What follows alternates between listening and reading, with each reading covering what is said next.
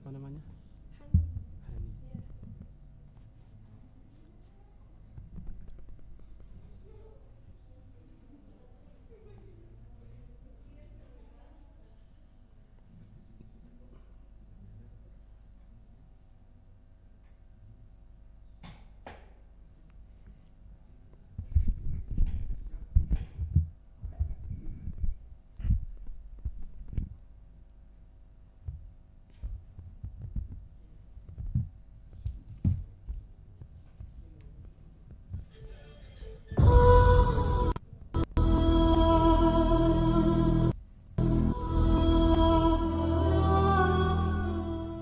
Bismillahirrahmanirrahim.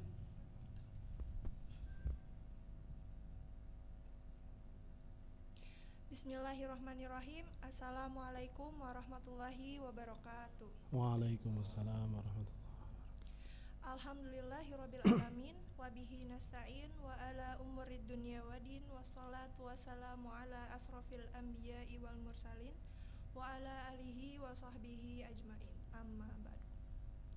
Asyhadu an la ilaha illallah wa asyhadu anna Muhammadan abduhu wa rasuluh. Sahabat opak yang dirahmati Allah, puji syukur marilah kita curahkan kehadirat Allah Subhanahu wa taala atas limpahan rahmat dan hidayahnya kepada kita semua. Sehingga pada malam hari ini kita bisa berjumpa lagi dalam acara kajian virtual opak, obrolan pencerah Angkatan Muda Muhammadiyah Qur'ani di edisi yang ke-52. Salawat serta salam senantiasa kita curahkan kepada junjungan kita Nabi Muhammad Sallallahu Alaihi Wasallam, kepada para keluarganya, para sahabatnya, dan para pengikut yang selalu setia menjalankan sunnah-sunnahnya sampai hari akhir. Sahabat opak yang dirahmati Allah, malam hari ini acara kajian virtual opak, obrolan pencerah Angkatan Muda Muhammadiyah Qur'ani telah sampai kepada edisi yang ke-52 dan mengangkat tema kenangan masa lalu bersama narasumber kita Ustadz Hasan Abdurrauf. Assalamualaikum Ustadz. Waalaikumsalam warahmatullahi wabarakatuh. Acara ini ditayangkan langsung melalui channel YouTube AMM TV dan TV kabel Taxavision Channel 50. Dan juga acara ini didukung oleh Lazismu Wonosobo Membangun untuk Negeri. TV kabel Taxavision Wonosobo hadir dengan 50 channel terlengkap di kelasnya, meliputi siaran TV nasional, sport, movies, knowledge, musik, religi, kartun, dan lain-lain. Yang beralamat di Jalan Dieng, Komplek Visahara Building, belakang Warkop Longkrang, Wonosobo. Info berlangganan bisa hubungi nomor 0813 2693 9533. Pimpinan Daerah Muhammadiyah Wonosobo menyelenggarakan vaksinasi massal COVID-19 lintas agama untuk masyarakat dengan jumlah 5.000 peserta yang bekerjasama dengan RSPKU Muhammadiyah Wonosobo, MCCC, Dinas Kesehatan dan Lazismu yang dilaksanakan mulai tanggal 13 September 2021. Dan untuk sahabat opak dimanapun berada, jangan lupa untuk dukung terus channel AMM TV dengan cara subscribe, like, share, dan komen sebanyak-banyaknya di channel YouTube AMM TV. Dan seperti biasa, setelah penyampaian materi akan ada sesi tanya-jawab. Bagi sahabat opak yang ingin mengirimkan pertanyaan, bisa melalui kolom komentar di YouTube atau WhatsApp ke nomor 0896 8011 8617. Baiklah, mari segera kita ikuti kajian opak, obrolan pencerah Angkatan Muda Muhammadiyah Qur'ani edisi ke-52 dengan tema kenangan masa lalu yang bernarasumber Ustadz Hasan Abdurrauf. Kepadanya saya persilahkan. Terima kasih kepada Mbak Hani ya. Iya. Mbak Hani atas waktu yang telah diberikan kepada kami. Bismillahirrahmanirrahim. Assalamualaikum warahmatullahi wabarakatuh. Waalaikumsalam warahmatullahi wabarakatuh. Alhamdulillah wa syukurillah wa nikmatillah wa la hawla wa la quwwata illa billah. Rabbi syrah li sadri wa yassir li amri wahlul 'uqdatam min lisani yafqahu qawli. Qala Allah Ta'ala fi kitabihil karim wa huwa asdaqul qailin. A'udzu billahi minasyaitonir rajim. Bismillahirrahmanirrahim. Am hasibtum an tadkhulul jannata walamma ya'lamillahu alladhina jahadu minkum walamma ya'lamas sabirin.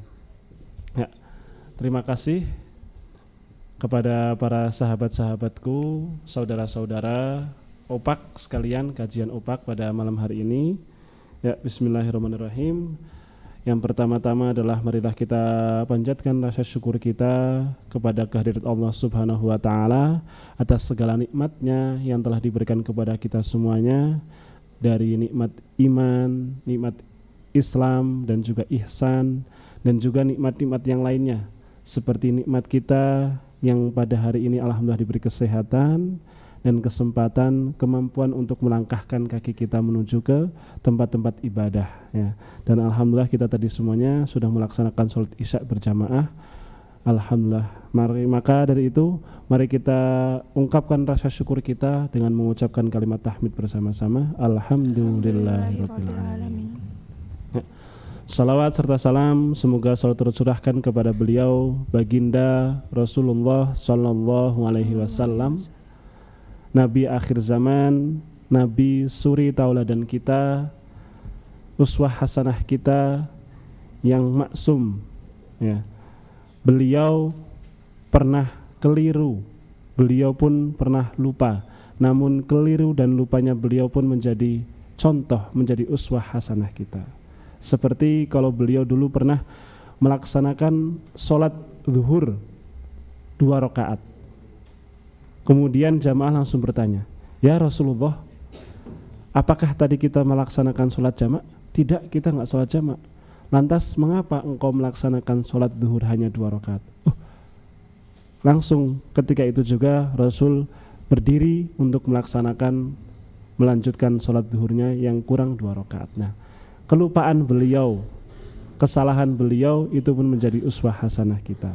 Maka semoga kita semuanya yang hadir di sini, yang mendengarkan kajian ini, kelak diberikan syafaat oleh Allah, kelak oleh Rasulullah Sallallahu Alaihi Wasallam. Amin. Nah, sahabat-sahabat sekalian, pada malam hari ini, insya Allah kita akan membahas mengenang kenangan-kenangan masa lalu. Nah, karena setiap diri dari kita ini adalah dari diri kita ini memiliki kenangan-kenangan masa lalu. Punya Mbak Hani? Ada, ya. Punya kenangan masa lalu, pastinya punya kenangan masa lalu. Nah, sebelum membahas kenangan masa lalu ini, alangkah baiknya mari kita mengaji atau membaca Al-Quran terlebih dahulu, surat Al-Insyirah atau surat Al-Asyar. Ya, insya Allah pada hafal semuanya ini. Ya, surat Al-Insyirah hafal ya. Nah, kita mengaji dulu itu surat Al-Insyirah dari juz 30. Mari kita baca bersama-sama. A'udzu billahi minasyaitonir rajim. Bismillahirrahmanirrahim.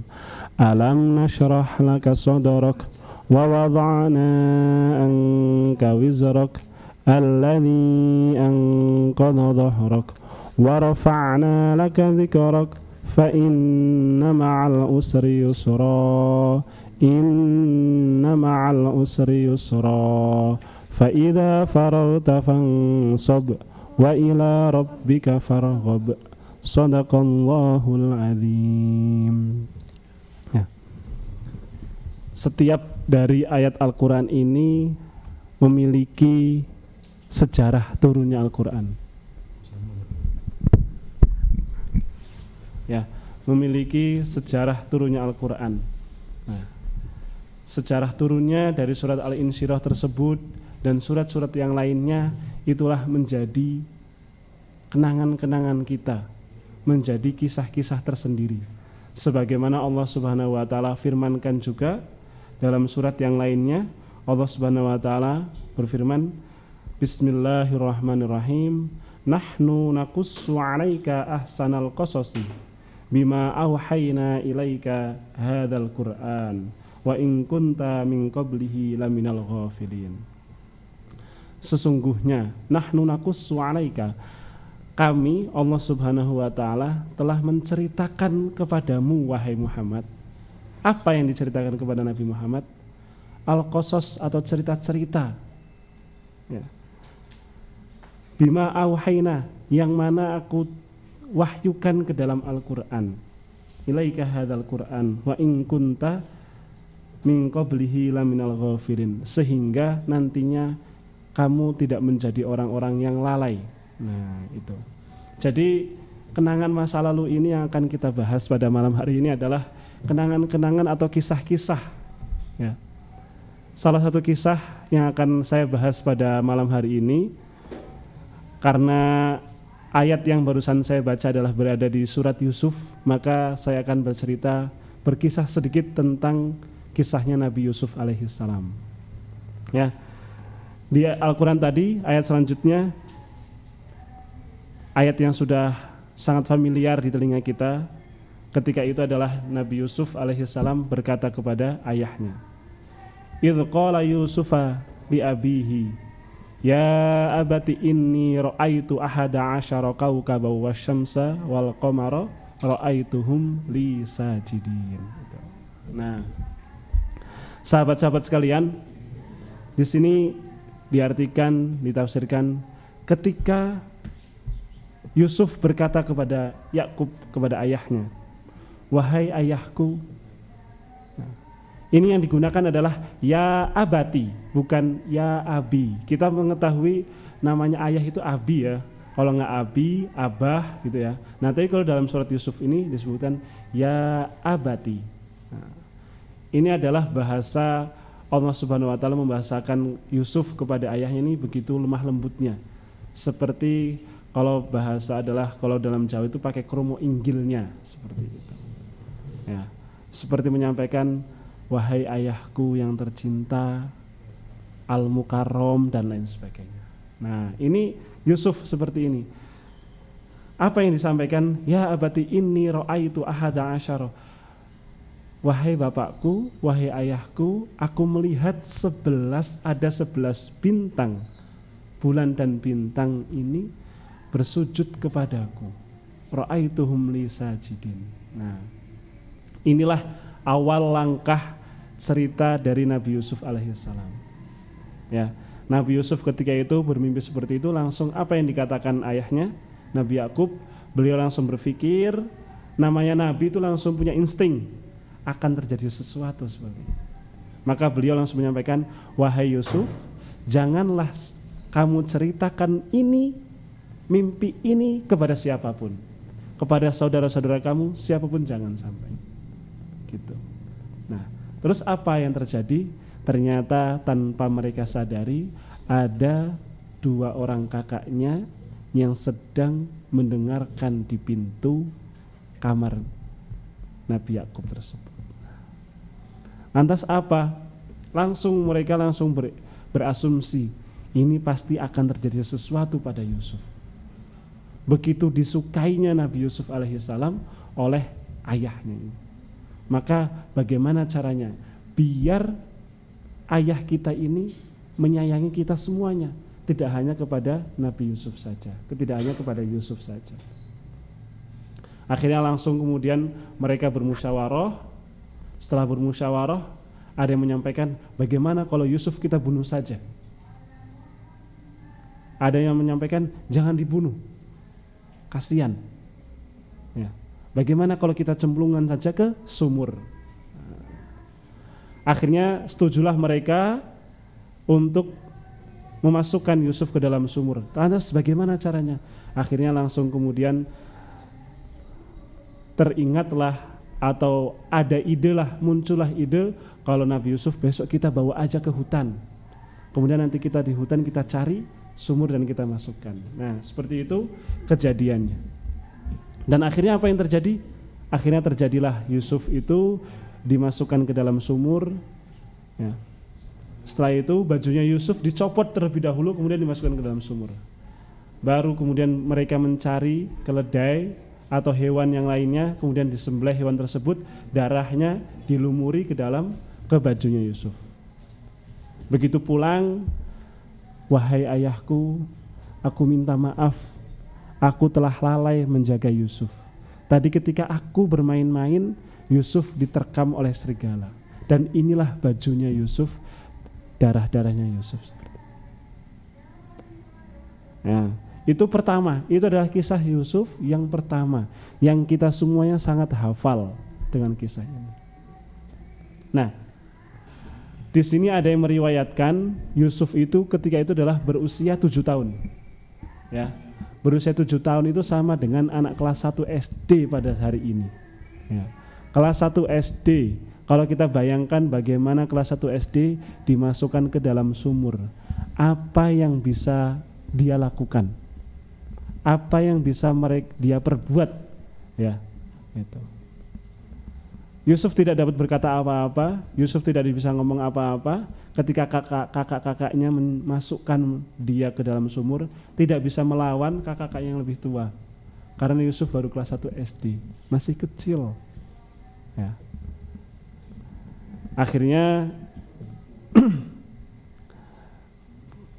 ada rombongan khalifah yang sedang melakukan perjalanan atau musafir, kemudian mereka istirahat, dikisahkan seperti itu, kemudian diambillah, ketika dia mau ngambil air, ternyata Yusuf langsung pegangan.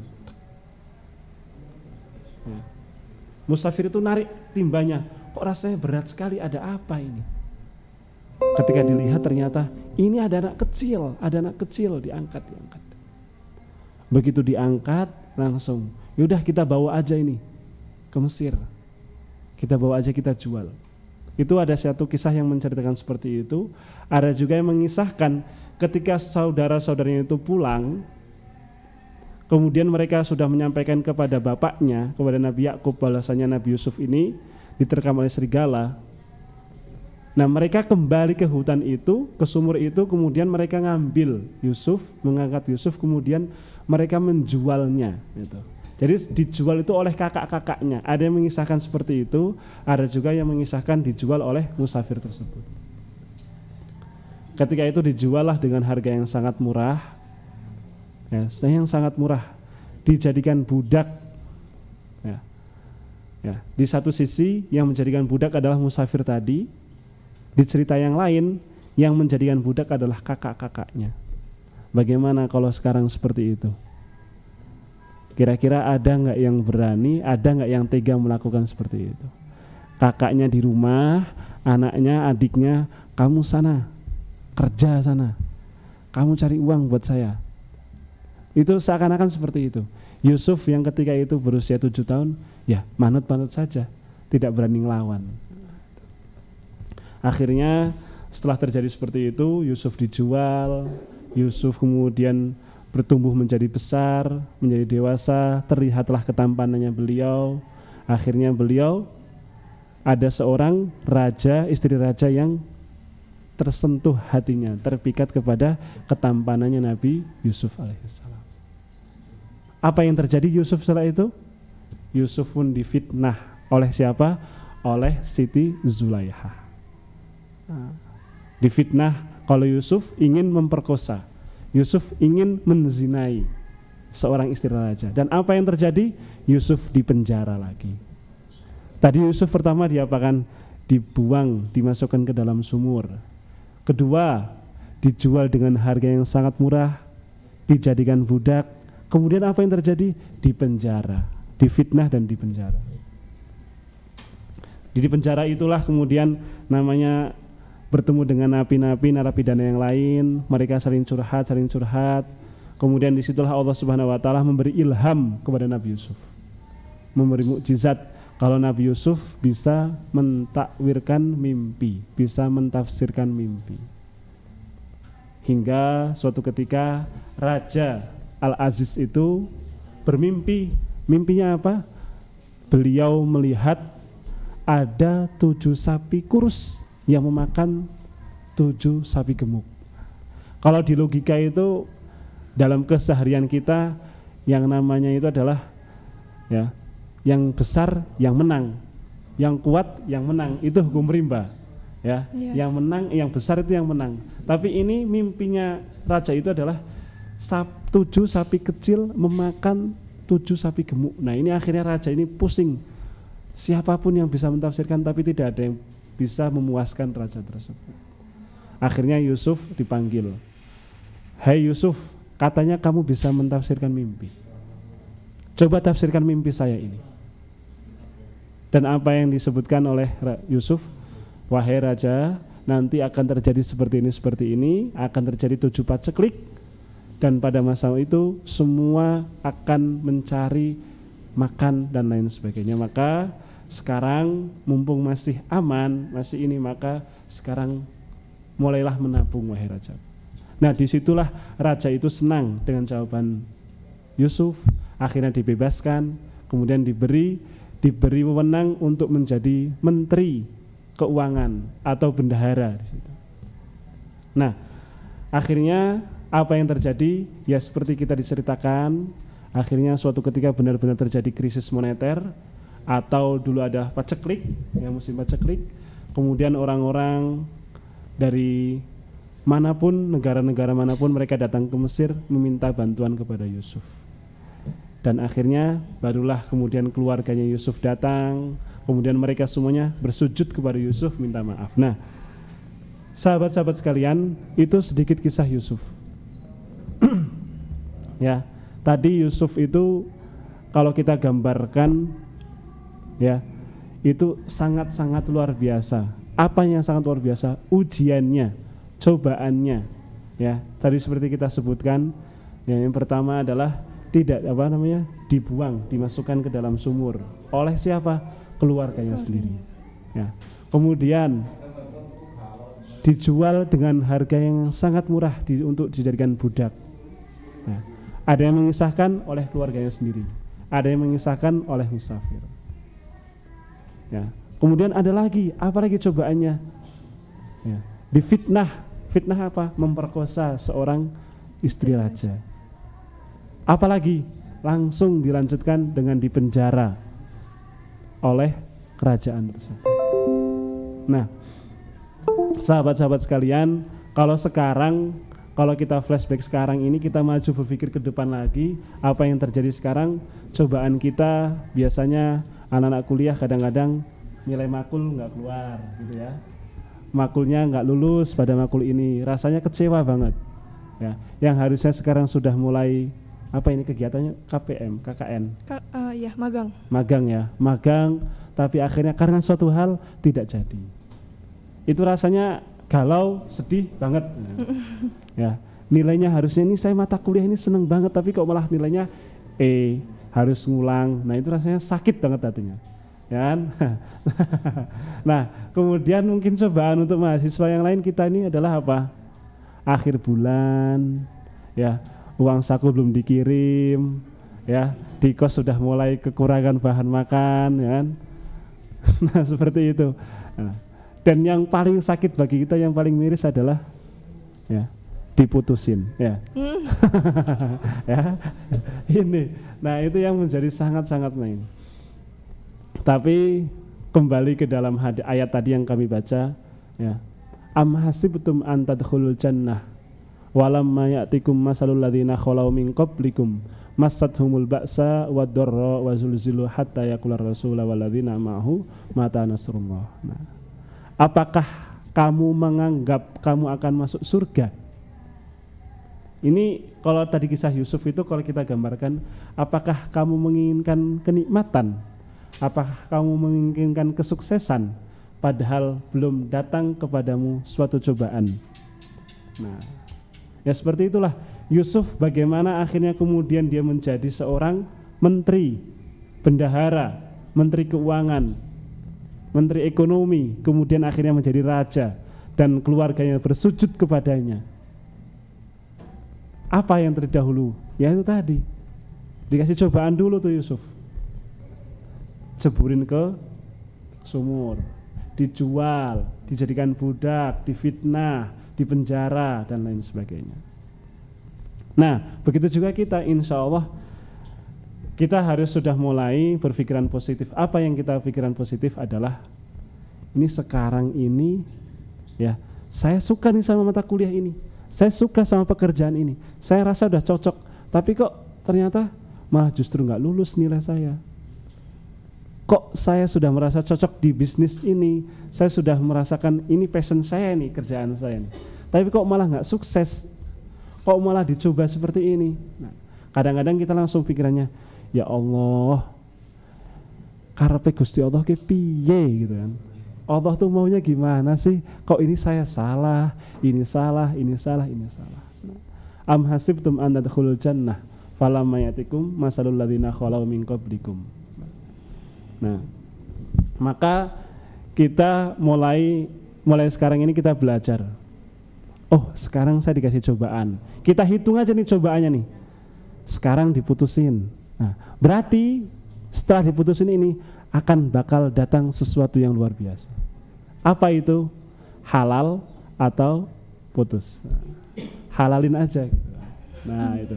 Jadi mungkin ini sudah pacaran dari SMP, SMA dijaga, kuliah ini kan. Tahu-tahu undangannya beda namanya. Nah, ini ya itu tadi. Kok tiba-tiba putus? Ternyata Allah Subhanahu wa taala menyembunyikan si A ini untuk jadikan jodoh saya gitu. Ya. Nah, begitu juga ternyata saya ini sekarang kok lagi dikasih cobaan ini, kasih cobaan seperti ini. Insya Allah Allah Subhanahu wa taala sedang mempersiapkan sesuatu hal yang sangat luar biasa. Jadi jangan takut, jangan pernah menyerah, jangan pernah pesimis dengan Allah Subhanahu wa taala. Yakinin aja. Ya. Nah, ini adalah gambaran. Yusuf ini adalah gambaran dari surat yang tadi kita baca. Al-Insyirah. Fa inna ma'al usri yusra. Inna ma'al usri yusra. Itu. Sesungguhnya setelah kesusahan pasti akan ada kebahagiaan. Sesungguhnya setelah kesusahan itu pasti akan ada kebahagiaan. Ya. Ini sekarang magang di Wonosobo dingin-dingin seperti ini ya luar biasa. Ya, yang lainnya bisa nikmat jalan-jalan, di Wonosobo nggak bisa jalan-jalan. Nah, ya seperti inilah. Ya, yang lainnya bisa jalan-jalan ke mall, di Wonosobo nggak punya mall. Ya, nah seperti itu. Nah, begitu juga kita mungkin yang lainnya sudah bisa naik mobil, kita masih baru motor. Yang lainnya sudah punya ini, saya belum punya ini, dan lain sebagainya. Fa inna ma'al usri yusra, inna ma'al usri yusra. Apa kuncinya? Sabar tadi. Memang memang dikasih cobaan. Seberapa kuat dengan cobaan itu. Ya. Dan kunci dari Al-Insyirah itu adalah fa inna ma'al usri yusra, fa idza faraghta fansab wa ila rabbika farghab. Jika engkau sudah selesai, sudah jelas ini nilai saya E, maka apa yang akan saya lakukan? Sudah jelas ini salah, sudah jelas ini diputusin dengan pacar ini, berarti saya jelas, udah nggak usah dipikirin lagi, tinggalin aja, cari yang lain yang lebih jelas. Ya, begitu juga dengan mungkin kita di dunia bisnis, di dunia pekerjaan kita. Oh, saya salah, saya dimarahin, maka sudah, lupakan. Dan ayat terakhir adalah wa ila rabbika farghab, dan hanya kepada Allah lah kita meminta. Kita ya itu aja dah. Jadi kenangan masa lalu ini adalah apa maksudnya? Kenangan-kenangan kita, kisah-kisah yang dulu-dulu itu, Nabi Yusuf, Nabi Muhammad dan lain sebagainya. Ya.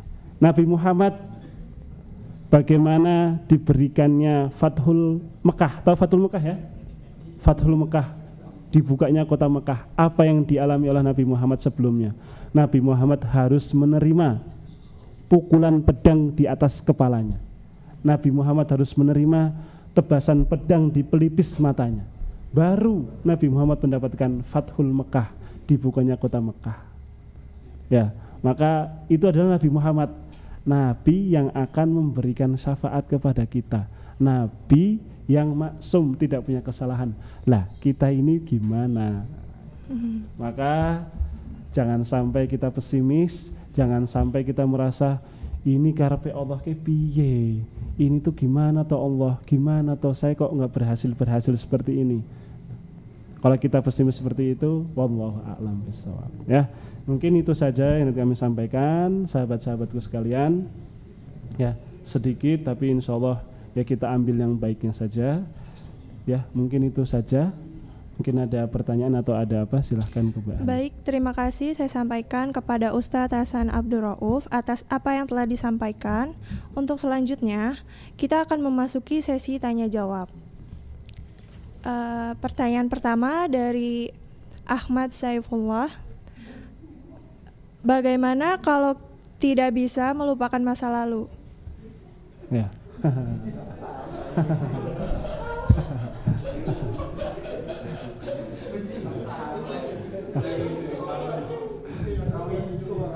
To the point ya, langsung gitu ya. Bagaimana kalau tidak bisa melupakan masa lalu? Ya, ini pernah dialami oleh Nabi Muhammad. Nah, Nabi Muhammad pernah mengalami apa yang beliau alami.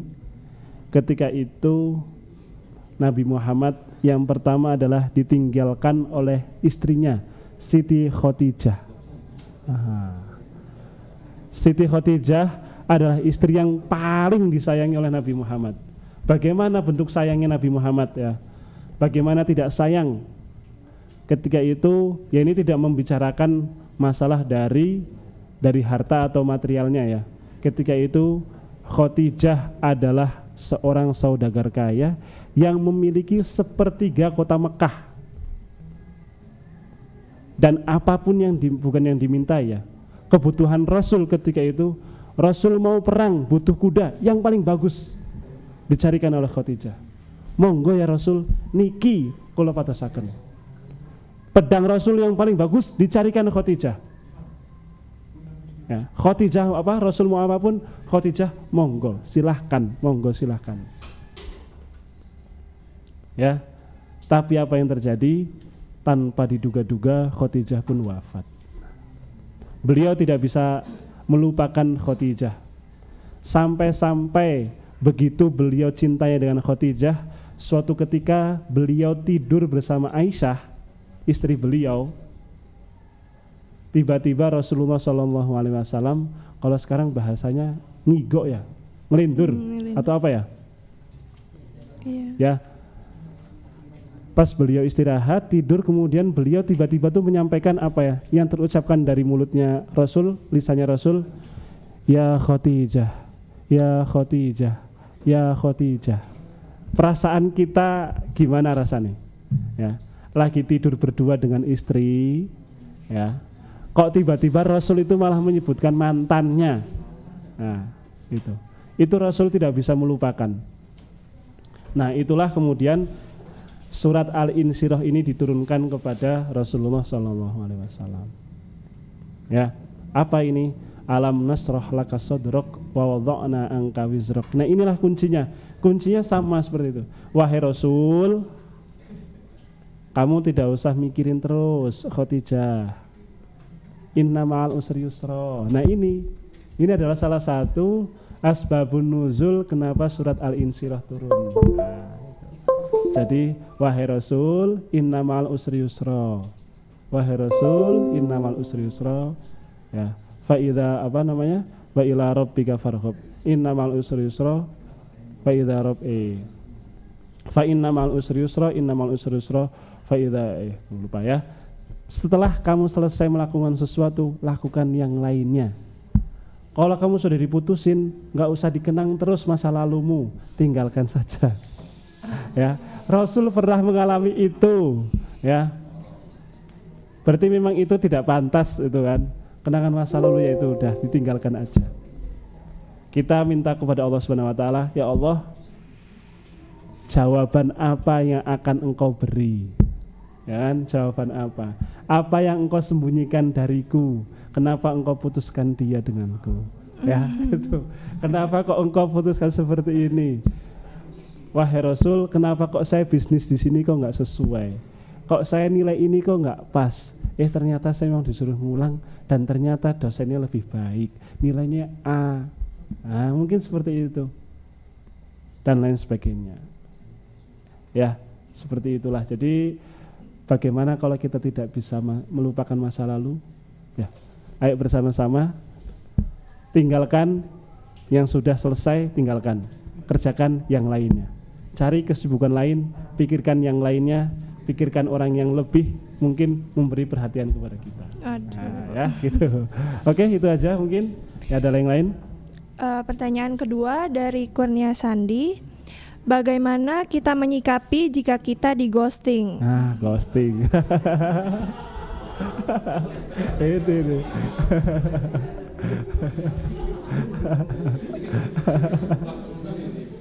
Ya, ini ghosting ya. Ya. Ghosting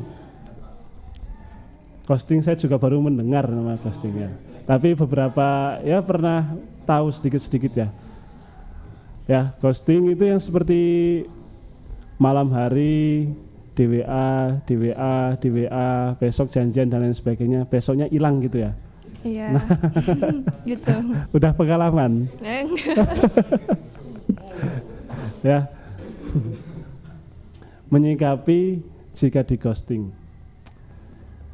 Ya, seperti tadi, bagaimana kita menyikapi di ghosting? Yang pertama adalah kita serahkan kepada Allah Subhanahu wa taala, karena Allah tidak mungkin, Allah itu tidak pernah memberikan harapan palsu. Ya. Tidak mungkin Allah memberikan harapan palsu. Ya, itu salah satunya. Jadi kalau kita merasakan sekarang ini ya hampir sama dengan PHP ya. Iya. Ghosting ya. Malamnya tanya-tanya, ini tanya-tanya, besoknya ternyata di WA udah nggak aktif ya kan, di telepon udah nggak. Itu berarti orang ini atau berarti sosok ini bukan untuk saya, memang bukan yang pantas untuk saya. Maka tadi lupakan saja. Dah mulai move on. Ya. Mulai move on. Langsung, tapi jangan dibanting HP-nya. Ini katanya janji gini, marah, banting HP-nya jangan. Ya, mulailah move on, minta petunjuk kepada Allah. Ya Allah, sebenarnya siapakah yang pasti untuk saya? Ya Allah, kenapa kok dia seperti itu? Maka berilah dia, doakan yang baik. Siapa tahu dia akan kembali. Ya, doakan yang baik, berikan yang baik. Ya Allah, semoga dia dalam keadaan sehat, semoga dia diberi hidayah, bisa menerima saya. Ya, siapa tahu dia akan kembali. Tapi kalau memang itu adalah mungkin itu adalah salah satu jawaban kita, jawaban Allah Subhanahu wa taala untuk kita, berarti dia tidak pantas untuk saya. Gitu. Ya. Baik, untuk pertanyaan ketiga dari Ulin Zahra. Ustadz, jodoh itu kan takdir. Perlu nggak kita ikhtiar mendapatkannya? Lalu bagaimana ikhtiarnya? Ya, oke.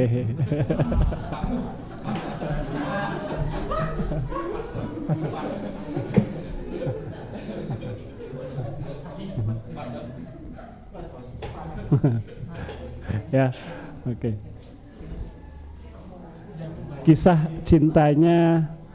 cintanya Ali bin Abi Thalib dengan Fatimatus Zahra.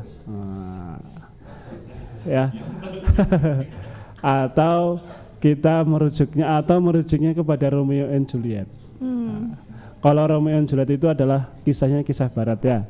Nah, kalau cintanya antara adalah Fatimatus Zahra dan Ali bin Abi Thalib, ternyata Ali bin Abi Thalib itu suka dengan Fatimah.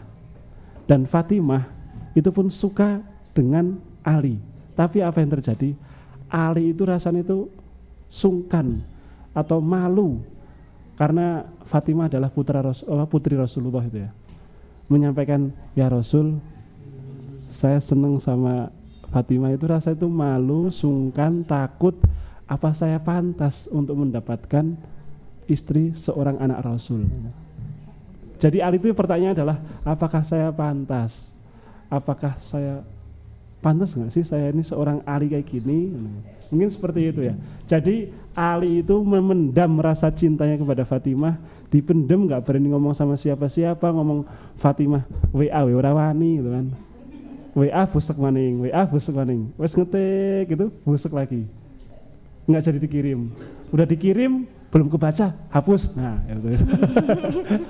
Ya, itu mungkin gambaran sekarang ya seperti itu.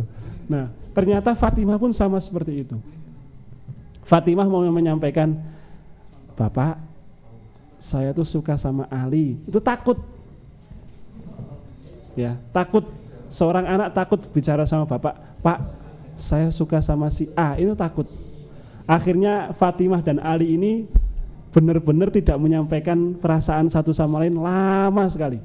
Dan akhirnya dengan takdir Allah Subhanahu wa taala dipertemukan. Nah, insya Allah semua cita-cita dari seorang laki-laki itu punya istri yang solehah ya. Punya istri yang cantik, solehah dan lain sebagainya. Begitu juga seorang wanita pasti menginginkan suami itu soleh, bisa menjadi imam untuk saya gitu kan, untuk kita gitu kan, bisa menuntun agama dan lain sebagainya. Nah, meskipun namanya adalah materi pun juga tidak mungkin kita terlepas dari itu.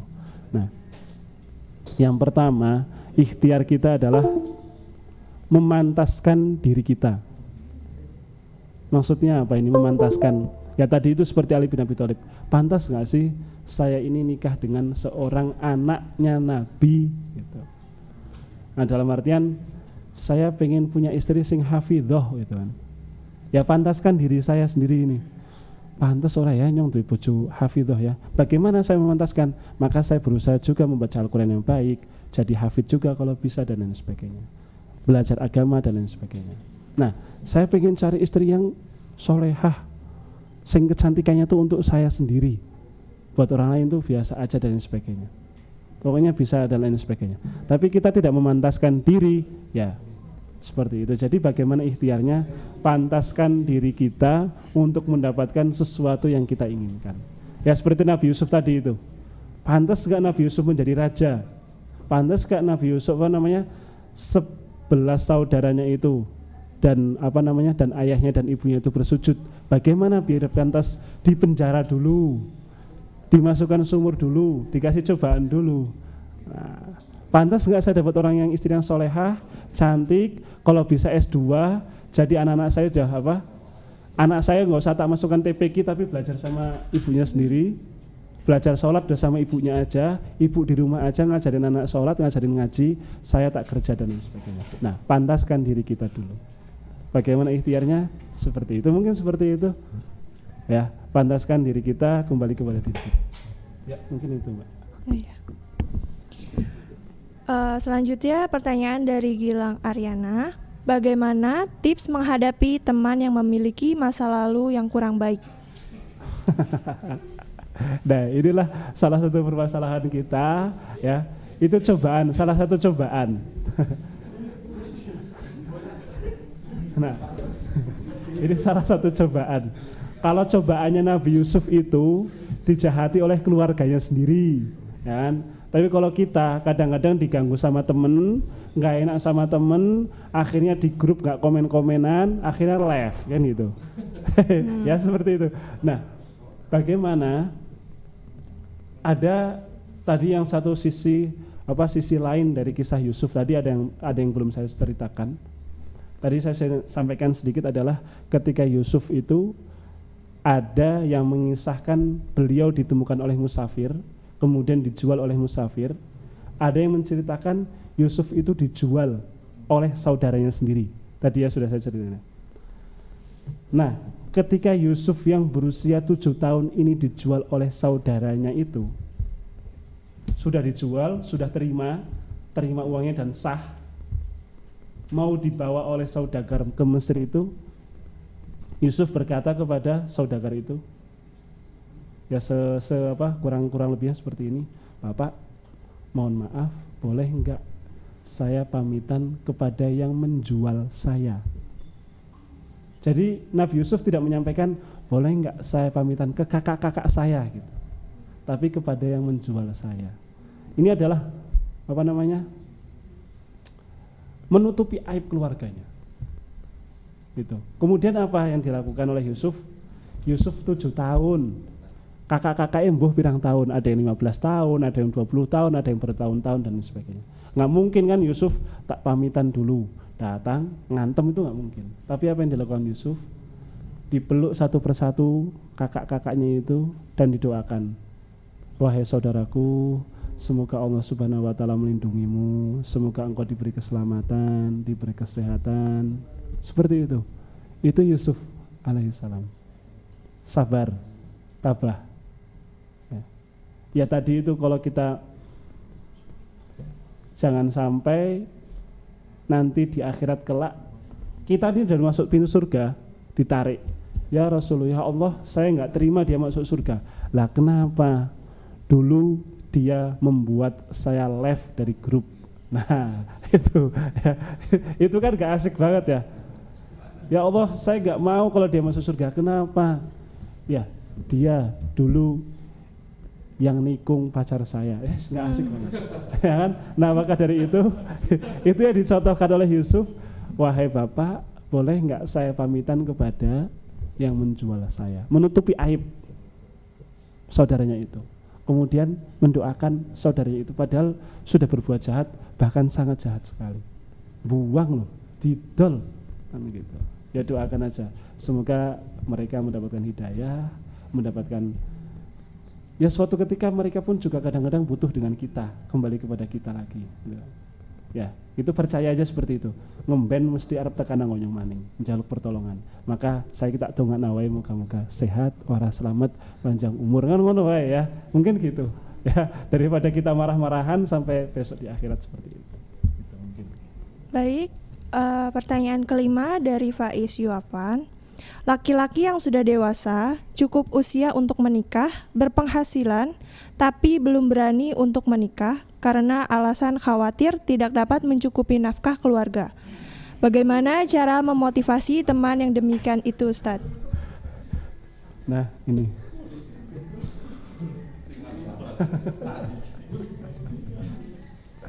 Ya. Rasa was-was itu memang sering muncul dari seorang ketika mau nikah ya. Kadang-kadang juga sebelum menikah pun khayalannya pun juga tinggi sekali. Menyampaikan memben nek wis bojo ya tak tukok tak gawe ke omah. Ya gitu dan lain sebagainya. Ada yang seperti itu. Besok kalau kita jadi ya kita bareng-bareng usaha, bareng-bareng kita bangun rumah, bareng-bareng dan sebagainya. Tapi juga ada yang was-was seperti itu. Nah, tapi yang pertama, kalau kita mengulik kembali hadis Rasul adalah seseorang yang menikah itu adalah akan menyempurnakan agama. Ya. Ketika agama itu sempurna, ketika orang itu kemudian biasanya sama penghulu ditanya, kamu nikah ini karena apa? Karena apa? Karena ibadah, atau karena cantiknya, atau karena hartanya, atau karena apa? Atau karena kamu takut dan lain sebagainya. Biasanya kita menyampaikan karena ibadah. Kalau karena ibadah, seorang insya Allah, seorang suami menyampaikan, ini saya mencari rezeki adalah ibadah saya untuk menafkahi keluarga saya. Insya Allah dia dengan sungguh-sungguh akan berusaha, gampangannya kasarannya itu banting tulangnya itu lebih-lebih. Dan ketika tadi kita sudah memantaskan diri kita, insya Allah istri kita pun melihat perjuangan kita, insya Allah paham, insya Allah akan paham. Suami saya jarang pulang, ya memang seperti inilah kerjaannya. Mencari rezeki untuk anak saya, untuk seperti ini. Nah, jadi bagaimana cara memotivasinya? Nah, kalau motivasi itu memang paling besar adalah dari diri orang itu sendiri. Ya, dari orang itu sendiri. Ya, karena ya di samping kanan kiri kita mungkin di dunia kerja atau di mana-mana kadang-kadang adalah salah satu kebiasaan. Ya.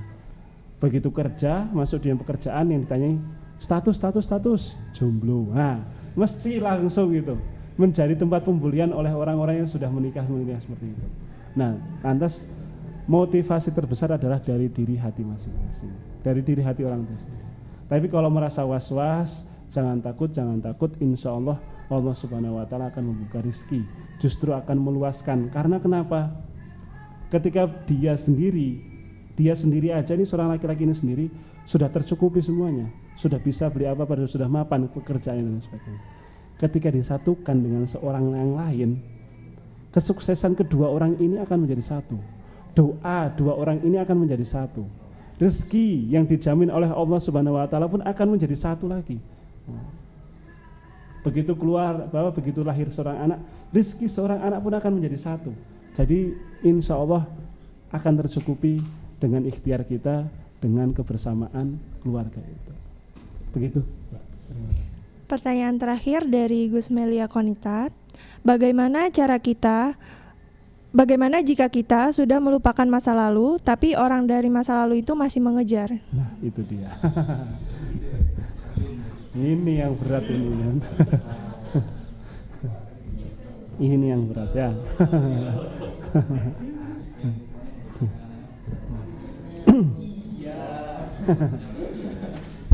Ya, ini yang berat.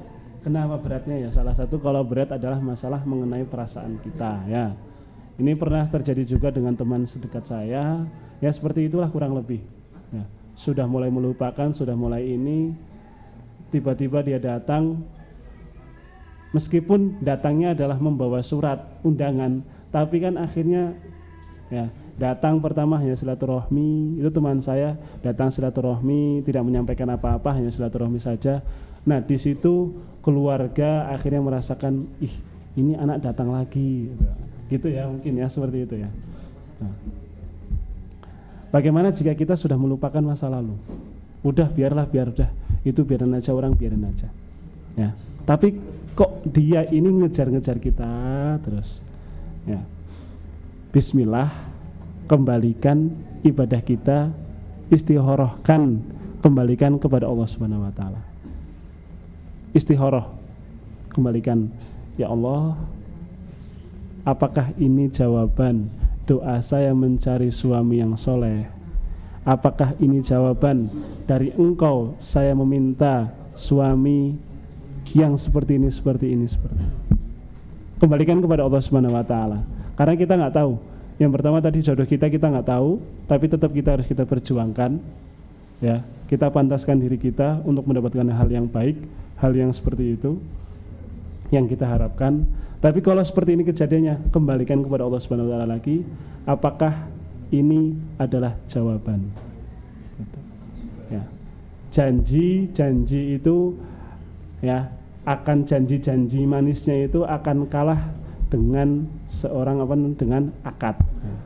Akad itu akan kalah dengan restu orang tua, dan restu orang tua pun akan kalah dengan takdir Allah Subhanahu wa taala. Ya, seperti itu. Jadi ya seperti tadi itu, gampang ini sudah kita lupakan, ya ternyata dia ngejar. Ya mungkin itulah suatu takdir yang harus kita terima, dan itulah mungkin yang cocok bagi Allah Subhanahu wa taala untuk kita. Mungkin itu. Ya. Baik, terima kasih Ustadz atas jawabannya. Sekarang saya persilakan Ustadz untuk menarik kesimpulan untuk pembahasan pada malam hari ini. Ya, kesimpulan pada malam hari ini dari kenangan masa lalu atau kisah-kisah masa lalu. Tadi saya membahas sedikit tentang kisahnya Nabi Muhammad SAW dengan Khadijah. Tadi membahas juga bagaimana Ali bin Abi Thalib dengan Fatimah, dan juga bagaimana kisah Nabi Yusuf alaihissalam dengan Nabi Yakub, dengan sahabat-sahabatnya, dengan saudara-saudaranya.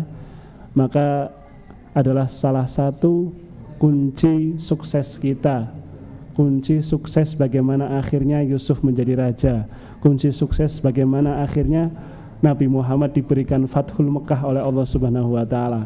Kunci suksesnya bagaimana akhirnya Ali bin Abi Thalib dan Fatimahuz Zahra menjadi satu keluarga dan lain sebagainya adalah inna ma'al usri fa inna ma'al usri yusra, inna ma'al usri yusra.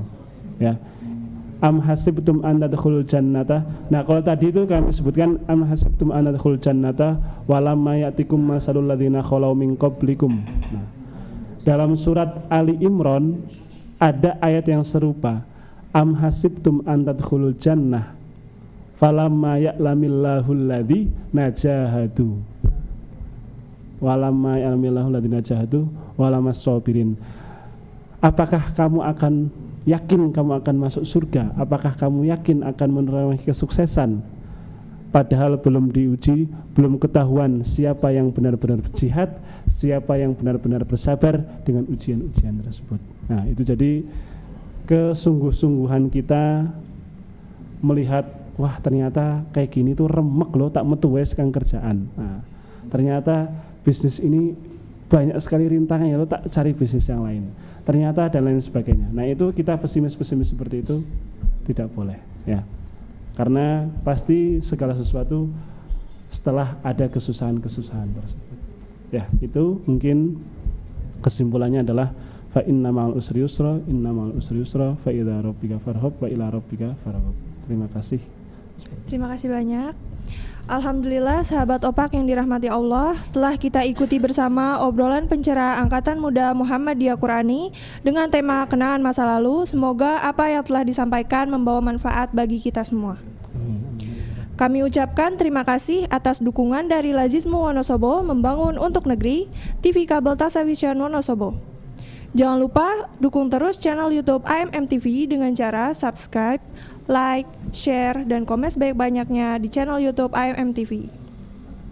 Pimpinan Daerah Muhammadiyah Wonosobo menyelenggarakan vaksinasi massal COVID-19 lintas agama untuk masyarakat dengan jumlah 5.000 peserta yang bekerjasama dengan RS PKU Muhammadiyah Wonosobo, MCCC, Dinas Kesehatan, dan Lazismu yang dilaksanakan mulai tanggal 13 September 2021. Demikian kajian virtual Opak pada malam hari ini. Insya Allah kita akan bertemu lagi pada malam Kamis depan di kajian Opak selanjutnya. Amin. Sebelum kita tutup kajian pada malam hari ini, mari kita membaca doa kafaratul majlis secara bersama-sama.